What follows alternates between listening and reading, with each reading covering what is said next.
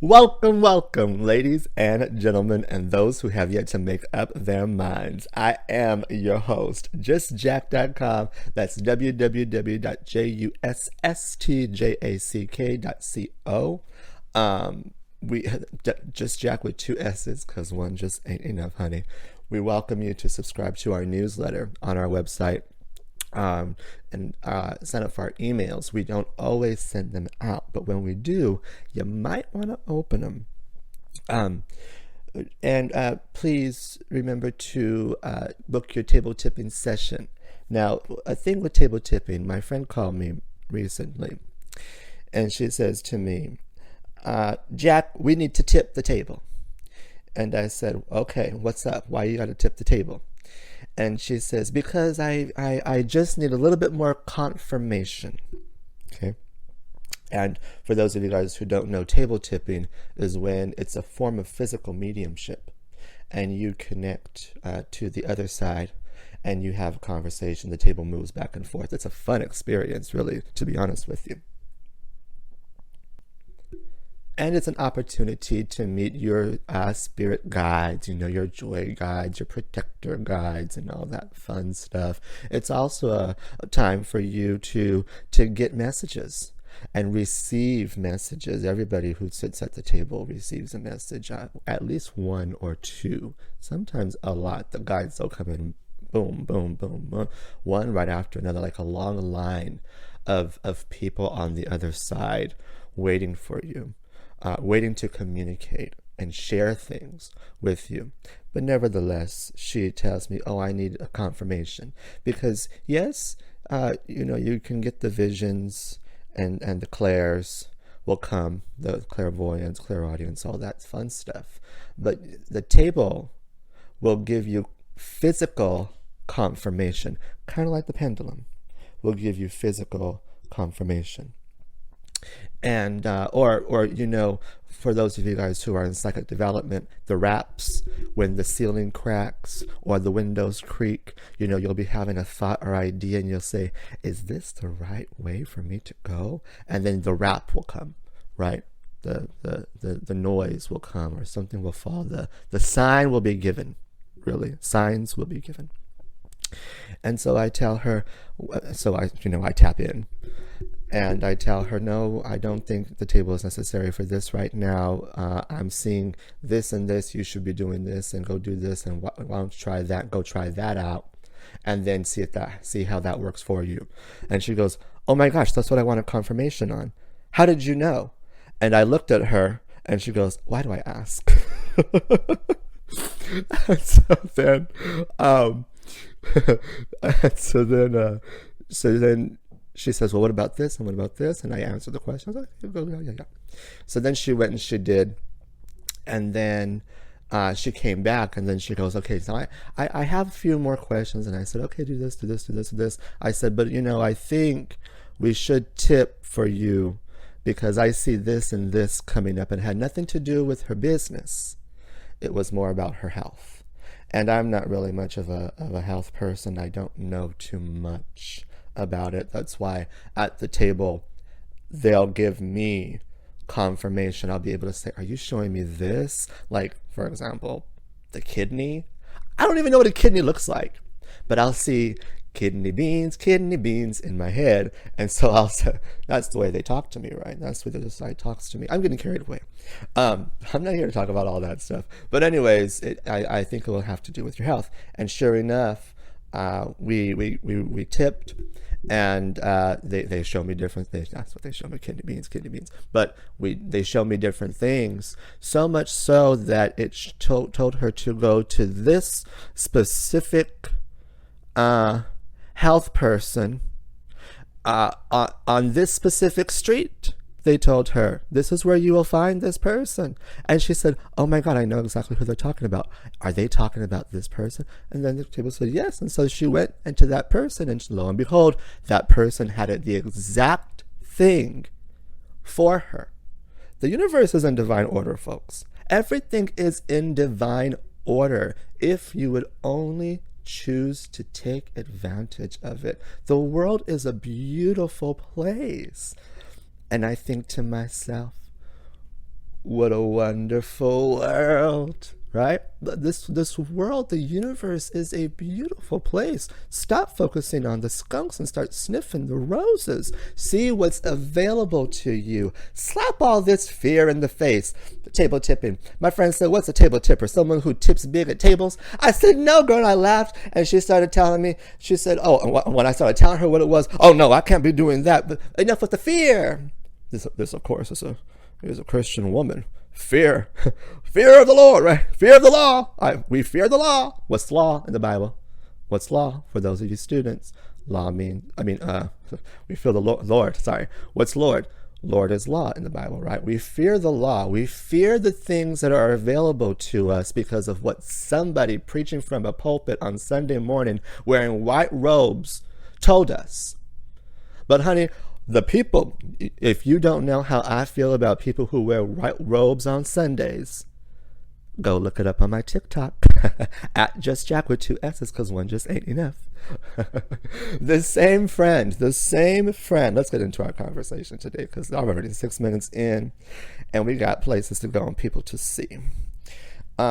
This same friend told me recently, she said, "Jack, you have the authority."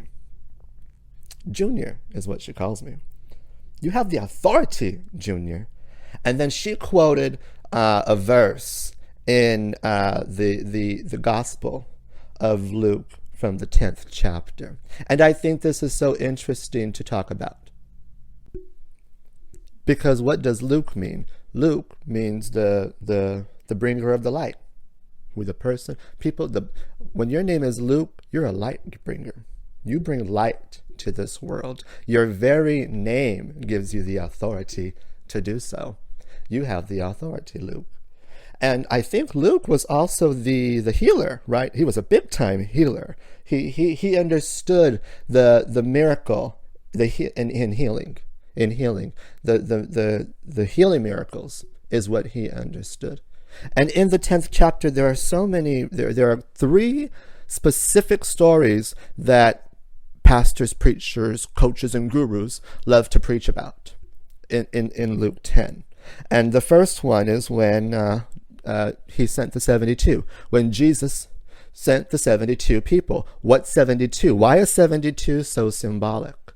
Remember, for those of you guys who took the numbers class, the numbers class, that would be a really good class to promote right now. I did a numbers, I taught a numbers class, and I have that class. I'm going to bring that back out of the archives. I'm going to promote that.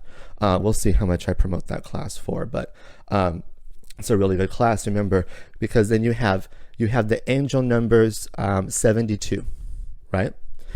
And 72 is the blend of 7 and the number 2. 7. Let's think about it. 7 is spiritual enlightenment. What was it? Your development, your awakening, the mysticism, the inner voice, wisdom. That's 7.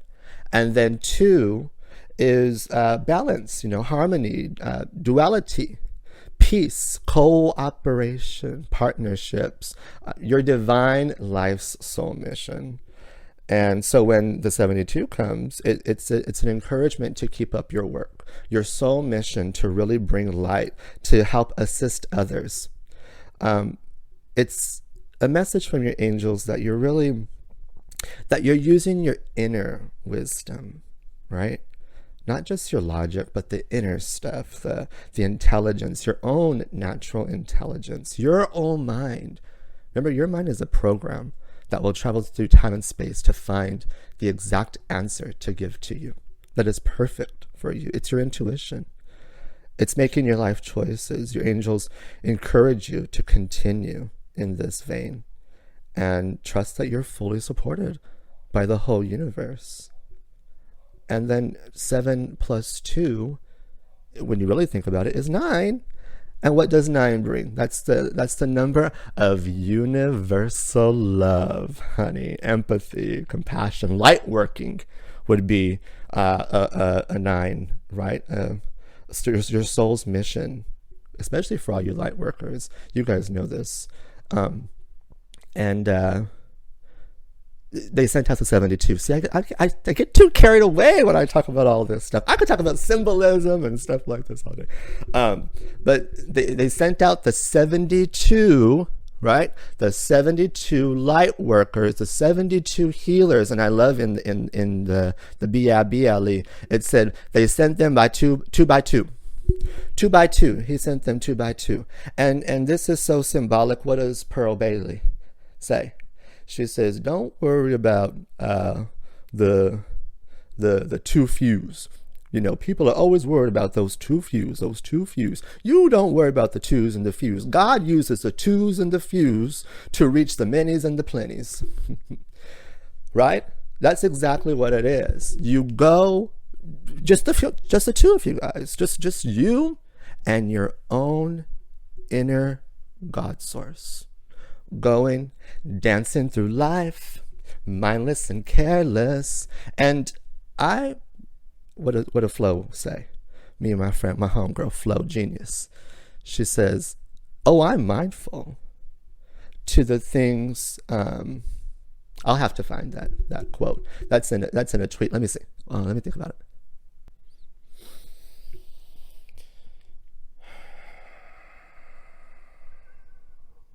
She said, I am mindful of the things that matter. And honey, the things that matter, I don't mind, okay? I am not careless. I am carefree when I am dancing through life with that which is within me. Dr. Wayne Dyer said, if you knew what was walking with you on a daily basis, you would never fear anything in your entire life. And so he sent them out. Love. What is Jesus in the Bible? What's the symbolism of Jesus? Jesus is love. Jesus is God, right? That's the God source. That's the love source. So love is sending them out 2 by 2 to go out. And I love what he said. He said, the harvest is plenty, but the labor is few, darling. There are lots of people, believe me, from where I'm filming this in 2022, there are so many people out there that need healing, because I'm one of them. All right? We are constantly healing. We are constantly growing. Just be patient. I'm a work in progress, right? We're constantly healing. And that's what Flo sent me to. I want you guys to go follow Flourish with Flo. Flo Genius. That's my homegirl. Shout out to Flo. I'm really glad I met her. And anyways, love, you go out. The harvest is plenty, but the labor is few. You go out, you do your life's work. You go out, you be the light worker. You do your soul's mission, right? And then he says, for where I am sending you, what does it say? I'm sending you to be lambs among wolves. Okay. I am sending you out there. And, this is when he was telling them, and when you go into a house, you offer the sign of peace, right? Peace be with you, and also with you. Lift up your hearts. We lift them up to the Lord. It is right to give him thanks and praise, right? If you're Catholic.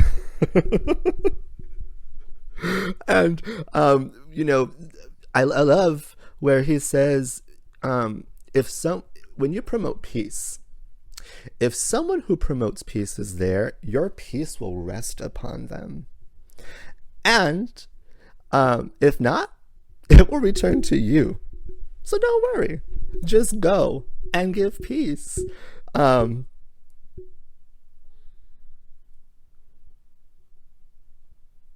am I going with this? Then they went out, right? They went out to the highways and the byways. And when they returned, they were so joyful. They were so joyful. They returned and they said, Lord, even the demons submit to us in your name. It's the law that even the demons submit. I know this to be true. I've danced with many. I still kick it with a few.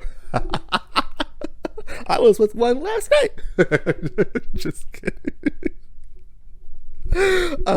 But he responded to them with, Let me see what it says because I want to get it right. He said something about Satan, but I ain't going that far. What was the verse? He said, "I've given you authority to trample on snakes and scorpions and to overcome all the power of the enemy. Nothing will harm you. However," listen to this, you psychic development students. "However, do not rejoice that the spirits submit to you, but rejoice that your names are written in heaven." This ain't about you, shawty. It was never about you. It never has been about you. Yeah, you have the gift. Sure, you have the talent. Maybe you hone your craft. But this is about what works inside of you and what derives from within. This is about your name being written in the heavens. Well done. Great job, kid. Great job. And then what was that verse? This is also the verse, the part where he said, "No one comes to the Father except through me," right? And people like to take this so literal. They will take this so literal, even to push their religious systems that don't work, that are crumbling right before our very eyes, by the way, here in 2022. They are not working. The age of Aquarius will not put up with it. It is unnecessary for the fulfillment of the prophecy at this point. It's all written in the stars. It's all written in the heavens. I already told you there's a divine order. Look it up. Look up your blueprint while we're at it. Anyways, I keep going off into tangents, but I'm just going to keep going off because I'm feeling myself and my oats and my spirit. Glory, glory. Turn to your neighbor and say, "Glory, glory." No, you have authority. Turn to your neighbor and say, "Girl, you got the authority. You got the victory. You got all of heaven and earth working in your favor." You know how many of the angels came with you when you entered the earth plane? All of them. They insisted upon it. This is a note from the universe. If you guys haven't read that book, I don't know if Jack Canfield wrote that, but Notes to Letters from the Universe, that's a really good book to listen to. But the whole verse of I am the Son. No one goes to the Father except through me. I am the Son of God. I don't know. Look it up. Look it up. Look up what it says. It's in the 10th chapter. But when we think about this, what does Son, S-O-N, symbolize in the Bible? Son, S-O-N, is a human who is able to communicate with God. That's the Son. And no one goes to the Father except through me. What does the Father symbolize in the Bible? Father is God, right? So God is love. Love is God. The Father is also a spiritual ancestor. And so when we talk about your guides are your spiritual ancestors. There are a form of spiritual ancestry. Your ancestors in your physical lineage, your great grandfathers and great aunts and great uncles, they're also symbolism for the Father as well. But it says, "You cannot get to the Father except through me." Through whom? The Son. So you are the Son of God. And people say, well, they mean Jesus. Well, isn't Jesus and me one? Like, there is no separation. So if that is the case, then no one can get to this place except within their own selves. Because you are your own devil. You are your own God. You formed the plan that your footsteps would trod. And no one can save you from error or sin until you have listened to the God that's within. This is about us going within, finding that space and working through that space. In my God, I live and move and have my being, right? And I love that when the 72, they came back, they came rejoicing because they had the authority, and they did the work, and they came back to tell about the good news that they did. And what did the Nazarene do? The Nazarene, he raised the hallelujah, a song of praise to God. And he said, thank you, God, for giving them eyes that see and the ears to hear and the wisdom to know that this is coming from within. What was it? I can't even. I should have looked up this verse before I got here. But anyways, he was just praising God, and then he turned to his homegirls, to the disciples. He turned to his disciples, and he said, and y'all are blessed. Okay, y'all are blessed because you have ears that hear and you have eyes that see, and many great leaders, they want this.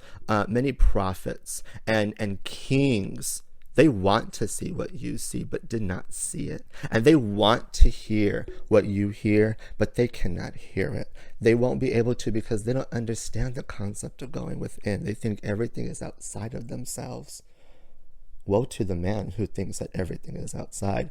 But blessed be, kitty girl, the one who understands that as without, as out, so within. As above, so below. And on earth as it is in heaven. Okay? It's a beautiful place. It's a beautiful place. The second story is the parable that the man with the olive skin taught. And the parable, it was one that we've heard over and over and over again, right? The Good Samaritan parable. And if you guys don't know the parable, in a nutshell, there was a certain young lad who was walking down the road, and robbers came and they beat him up, and they stole everything from him, and they left him to die, okay, up on the street. And the parable says that 3 people passed by. Excuse me.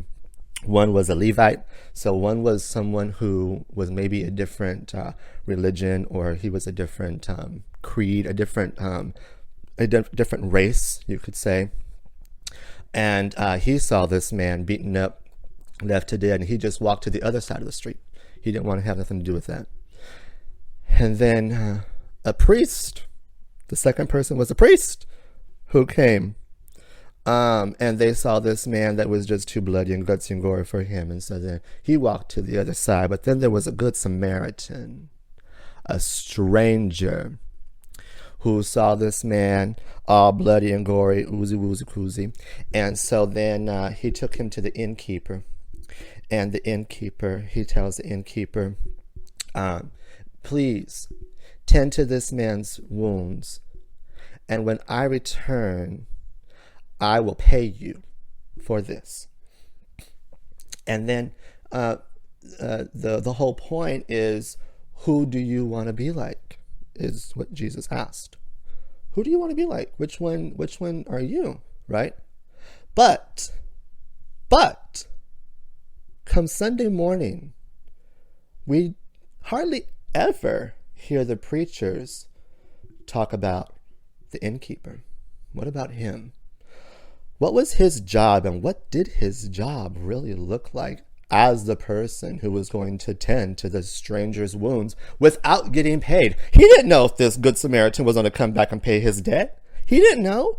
How much faith did it take? How much love? How much inside natural love and compassion did it take for this stranger to help a stranger? How much did it really take? And when we really think about it, when we help our brothers to heal, sometimes it's a job, yes. But when we look back on it, it didn't really take much strength. I've had more back pain washing dishes than I've had helping my brother to heal, okay? or help to strengthen my sister. All right. And I love that this is blind faith right here, because what the universe is saying is, if you go and you go take care of each other, and you go serve your sisters and strengthen your sisters and help your brothers to heal and become family all over again, enough with this separation, enough with you are a different religion than me, enough with this, well, you voted for this person, you're a this supporter. Enough. When is it ever going to be enough? When are we going to put that to the side and stand in love and help one another? And really, when we really think about it, yeah, we can go out like the 72 and go out and help our brothers to heal and help strengthen our sisters. But what about us? What about us? For the longest time, people were telling me, oh my God, where have you been? I have needed you. And I had to look them square in the face and smile and say, well, I needed Jack right now. I needed Jack. I needed to help Jack, my own self, heal. I was hurt. I was in pain. Some could even say I was broken. You know, I don't think I was broken. We're just getting a little too dramatic now. Come on, Dolores, calm down. But, you know, the healing starts within. The healing starts within. And a great question to ask yourselves tonight and going forward this week, and as we finish up this quarter and go into the next quarter, what am I meant in this season to go and serve the 72? Or is it more important for me this season to maybe pause, step back, step down if we need to, but step back, recognize, and reevaluate what our soul's purpose and our life's mission really is, and how that works in cooperation with not only us in this world, but us at our jobs, us in our ministries, us when it comes to helping to serve the masses. And really how we're going to end this is with that last story of Mary and Martha. Because the parable, the story, is that the Nazarene, he went to the house of Mary and Martha. And Mary, she sat down at his feet. She sat at the feet of a master. My teacher says, I can tell you what to do all day, but you'll only learn by going out and doing it. But first, you got to sit at the feet of a master and learn to do it. If you want to start writing copy, you got to sit with someone who sends out emails. You got to sit at the feet of a master. If you want to be on stage speaking, you got to sit with people who are holding the mic, honey. Okay? If you want to be out there performing, and you got to be sitting down with people who are doing the topsy-turvy circus monkey acts. Because it's showbiz. It's all show business. When you really think about it, you got to sit with showbiz people. And when you sit at the feet of a master, you're able to learn from them. And in the story, Mary was sitting at the feet of the master, and I'm sure he was just sharing the good news with her as he did. And Martha was just in there and cleaning, and she was tidying stuff up, and she had all the hustle and the bustle going. And she tells the man with the olive skin, she says, hey, Jesus, look at my sister just sitting her butt down there. You need to tell her to get her butt up and help me with all this. Help me with all this cleaning and cooking and housework, honey. And he replied to her with, what did he say? Let me see. He said, Martha, Martha, Martha, you're worried and upset about many things, but few things are needed, or indeed only one. Mary has chosen what is better, and it will not be taken from her. Okay? How to be a Mary in a Martha world is one that I think all of us are still trying to learn, right? When it's hustle and bustle and task after task after task after task after task, when do we sit and meditate and contemplate? And when do we sit and have the one-on-one conversations with ourselves? Have you visited yourself lately? Maybe you should give that a try. I think we tweeted that one time, or were supposed to tweet it. I need to get back to my Twitter. If you're not following us on Twitter, go follow us on Twitter and text follow _ just Jack to 40404, because then you can get our tweets right to your cell phone. But I've said a lot. I say all that to say this. You have the authority.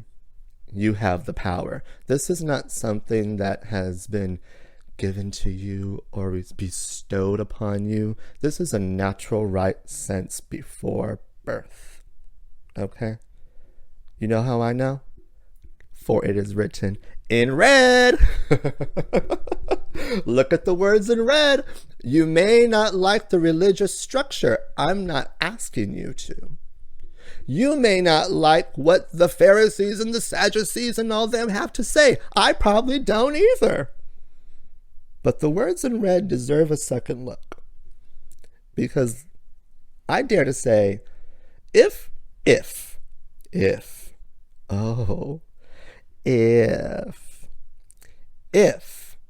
there was a certain man who was born in Galilee, and the words in red are true, I could sit with that, you know. I could understand that. I agree with that, a lot of that stuff. I think he had a good head on his shoulders, and I think that I think if he was alive right now, me and him would probably be partying, because that's the kind of person I am, and that's the kind of people I roll with. And I think each one of us would be sitting down at the feet of a master with each other, just as I do with my friends who are light workers and doing the good work now. When I sit with my friends, this is the kind of stuff we talk about. We talk about everything. I mean, I just had a conversation with my friend the other day about the dimensions. The dimensions, the different dimensions, the fourth dimension, how the fourth dimension is a distraction, you know, the fifth dimension, how the fifth dimension, we're rising into the fifth dimension. Ooh, I should bring out the dimensions class too. That's another one I'll promote too. But yeah, I think if that man is real, is as real as they say he is, then I think that, yeah, I probably would be hanging out. And I have to choose, what did that guy say? If I have to choose between a scripture and common sense, I'm going to choose common sense. If I have to choose between a scripture and discernment, I will choose discernment. And if I have to choose between someone else's version or idea of God and my own intelligence, darling, I am choosing my own intelligence, because I know what God I'm connected to. And nobody has to believe in mine. Mine can be a little unicorn that lives in my shoe, for all that matters. He ain't hurting nobody. It ain't hurting nobody. She ain't hurting nobody. Leave her alone. Let them be. Okay, leave Brittany alone. Actually, if anybody was my God, it would be Dolly. If any of those women were my God, it would be Dolly, a big busty blonde. But anyways, I send you so much love, and peace be with you now and forevermore, all the days of your life. Remember who you walk with, remember you got the victory. Share this with somebody if you get a blessing from this. If you don't like it, don't follow me. Lots and lots and lots of love. We will see you next week on the next tape. Look out for our classes. What classes did we say we were going to promote? I know the dimensions class. The numbers class. Look out for those classes. If you guys want them, come find me. I'm going to have to upload them somewhere. All right. Much love to you guys. I'll see you guys on the flip side. Bye, Felicia.